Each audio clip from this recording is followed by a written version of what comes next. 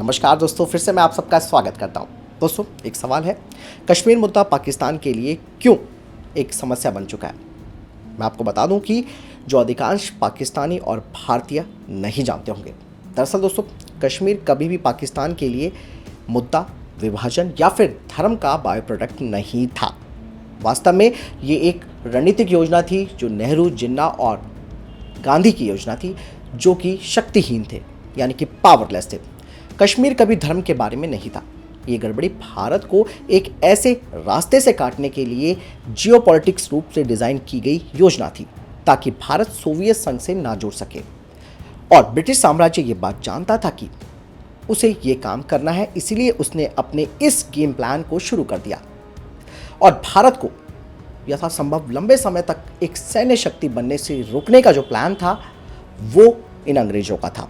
दरअसल यही नहीं, इसके अलावा अफगानिस्तान की सीमा के बिना भारत कभी भी अपने प्रभाव को आंतरिक यानी कि इंटरनल एशिया में प्रोजेक्ट नहीं कर सकता था। यह अंग्रेजों के दिमाग में पहले से आ गई थी, क्योंकि दोस्तों हजारों वर्षों से भारत का जो ऐतिहासिक समृद्धि का स्रोत था वो उसी रास्ते पर था, जिसे काट दिया गया और पाकिस्तान का निर्माण किया गया। यानी कि पाकिस्तान का इस्तेमाल केवल एक वाहक के रूप में इस्तेमाल किया गया। दोस्तों, मैं आपको एक चीज़ और बता दूं कि दुनिया की कोई भी बड़ी ताकत सिर्फ भारत के विकास को रोकने के लिए इस कश्मीर मुद्दे को हल करने के पक्ष में नहीं होगी। लेकिन उनको ये बात पता चली कि पाकिस्तान एक चीनी राज्य बनने वाला है, इसीलिए अब आपने देखा होगा और सुना भी होगा कि वो कहते हैं कि इसके द्विपक्षीय रूप से हल किया जा सकता है, यानी कि भारत और पाकिस्तान मिलकर कश्मीर मुद्दे को सुलझा सकते हैं।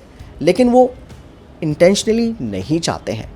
लेकिन जब उनको पता चल रहा है कि चाइना बहुत ज़्यादा प्रभावशाली हो रहा है पाकिस्तान में, इसीलिए वो द्विपक्षीय समाधान के रूप में बात करने की बात कर रहे हैं। तो दोस्तों, यहाँ पर एक चीज़ और है कि पाकिस्तान इस मुद्दे को अब धार्मिक आधार पर चला रहा है, दुनिया जानती है।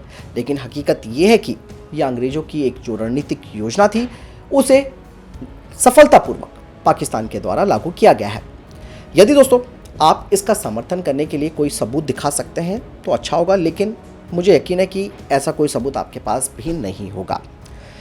कश्मीर जो कि एक टाइम पर स्वतंत्र देश हुआ करता था, जिसे कि 1847 में 100 वर्षों के लिए अंग्रेजों के द्वारा आधिपत्य प्रदान किया गया, और ये 100 साल उस समय खत्म हो गए थे जब भारत और पाकिस्तान का विभाजन हो गया था, यानी कि भारत से पाकिस्तान तोड़ दिया गया। इस वजह से कश्मीर के भविष्य को लेकर अब कोई सरल तर्क भी सामने नहीं है। आपको मैं बता दूं कि उस समय की स्थिति और अतीत की घटनाओं का ये जो परिणाम था वही हुआ पाकिस्तान को भारत से अलग करना, यानी कि विभाजन करना।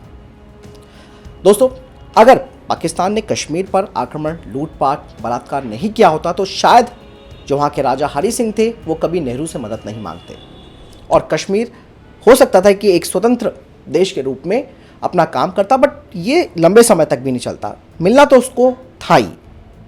लेकिन भारत और पाकिस्तान का ये जो विभाजन था वो 500 सालों में एशिया की सबसे बड़ी ऐतिहासिक भूल थी। दोस्तों, उस समय के जो भारतीय नेता थे वो भी यही चाहते थे कि पाकिस्तान को एक अलग राज्य या अलग देश बनाया जाए, इसीलिए ये सारी चीज़ें हो गई और आज ये कई तरीके की समस्याएं पैदा कर रहा है। और अगर मैं आपको बता दूं कि अगर भारत अविभाजित रहता तो कश्मीर बड़े पैमाने पर भारत में शामिल तो उसने होना ही था। इससे भारत की अर्थव्यवस्था वास्तव में विकसित होती।